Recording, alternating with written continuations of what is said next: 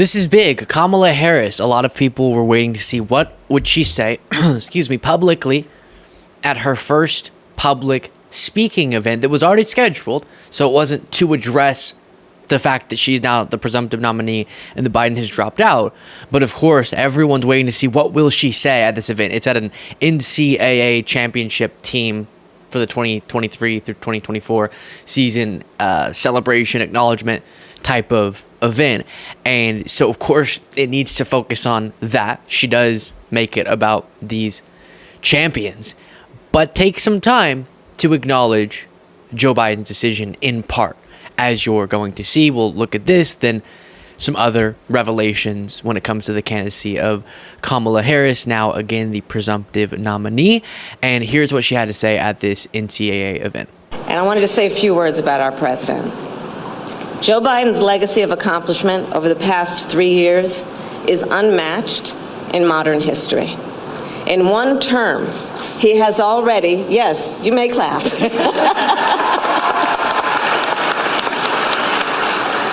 In one term, he has already surpassed the legacy of most presidents who have served 2 terms in office. And I first came to know President Biden through his son, Beau.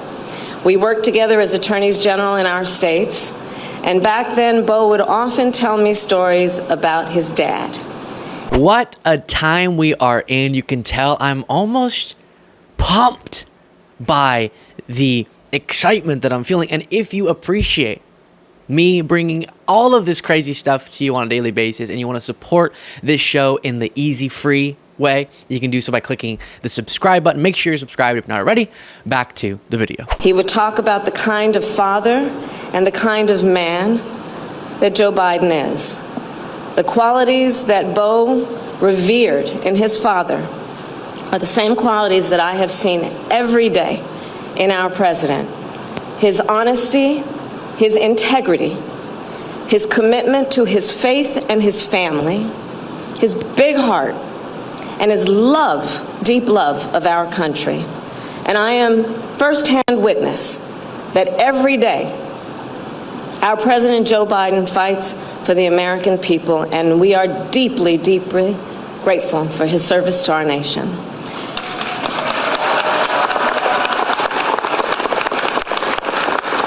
And then she goes on to talk about the national champions who are there, the purpose of this previously scheduled event.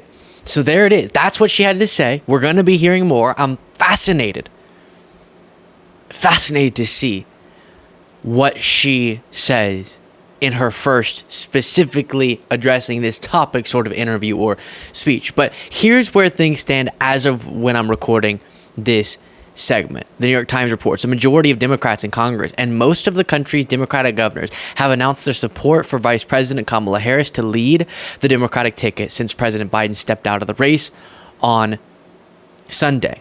Of the Democratic representatives, you have publicly supporting her 160 representatives, 43 who have not specified, and 9 who have not commented. You have 33 Democratic senators, 12 not specifying, 2 not commenting. And then you have 16 governors who are Democrats endorsing her, and 7 not specifying, 0 not commenting there. You can see here endorsing Kamala Harris, essentially all the people that have been floated as potentially challenging her.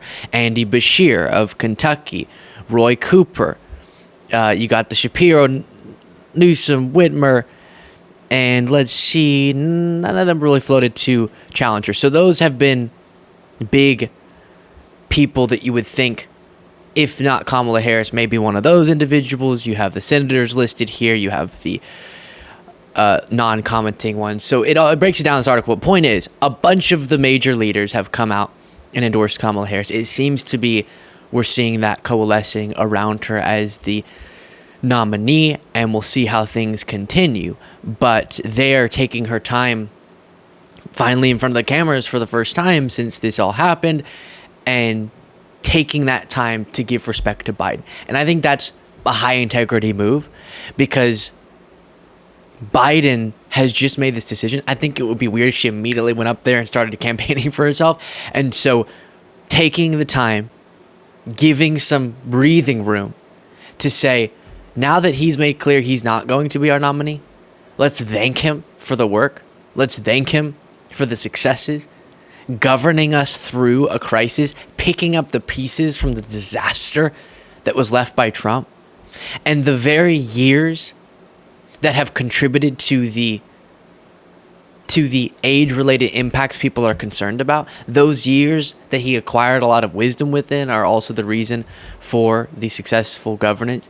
And then on top of it all, to make a decision that is putting country over party really cements quite the legacy, I should say country over self, better said. Interestingly also, while we're on this subject, Nikki Haley did say this when she was running for president. I'm wondering if she's going to stick by it now that she's endorsed Trump. Most Americans do not want a rematch between Biden and Trump. The first party to retire its 80-year-old candidate is going to be the party that wins this election. Nikki, what are you saying now? I do want to show you something that gave people hope even before this announcement, which I want to keep saying for any of those who haven't heard my other analysis. I want to make sure that we, as Kamala Harris did, acknowledge the gravity, the magnitude, and some sadness that is present given the decision made by Biden, deciding not to seek more time in office despite the success of the last few years for him. But there is a level of hope that's being felt, that's being expressed by people. Motivation, energy. I think Kamala Harris does have the ability to energize people in my generation, for example, more. And that could be exciting to see. But even before that, one of the takeaways I had a lot of people expressing to me, the text that I got from, honestly, a couple different people, was Trump's beatable after the RNC. There was this hopeless feeling, but seeing his RNC speech, it was sort of, for a lot of people, a wake-up call. Wait, we can defeat this guy. What is this? This is his message? Because he tried the unity thing a little bit and then got right back to his normal nonsense and also talked for so long. And Grant Stern of Occupy Democrats, he appeared on Newsmax and broke this very fact down. For a guy whose entire calling card is being a reality television star, maybe he should have considered that his time slot was over. This was not good television. This was actually quite boring television. My spouse departed the room rather quickly because after a few minutes, it was just the same old Donald Trump narrative, and most of it was false. We don't have spiraling inflation. Crime is going down. The job market is very strong. The stock market is up at the ceiling. People are starting to feel the wealth effect, and that's why consumer spending hasn't dropped, even though interest rates are still high. So Donald Trump really gave a speech that was detached from reality last night, and it didn't help his cause. Absolutely. You also had a CBS. Oh, goodness gracious. Apologies. A CBS contributor saying it was a horrible speech, I thought. Compared to other convention speeches, it was the worst acceptance speech I've ever heard. What did you really think of it? I'm just telling you, it was horrible. I mean, it was horrible. The crowd, it was horrible. I mean, there's nothing good. Even the delivery was horrible, and actually, if you dig into the substance from a Republican, the substance wasn't great. It was just meandering. The first 7 minutes were pretty good, and then I was looking around the room, people were falling asleep, and these are hardcore Trumpies. I mean, yeah. So my point in playing that within this segment is to say this thing is winnable. Okay, we now have energy, and Trump's speech did not have that sort of energy. We now have hope. We now have vision. And we had some of that before, but we're feeling a revitalization of it. The division within our own party is being alleviated. And the hope for explaining that contrast, I think also is there. And I mean, it is a pretty compelling message, I have to say. Even though before this decision was made, and I hadn't yet seen the reaction, I was sort of divided in my own heart. What do we do? As I expressed to you all. But now seeing the reaction of our movement post this decision, that's what's making me so sure of it. But especially as you think about the prosecutor versus the convicted felon, yes, please, okay?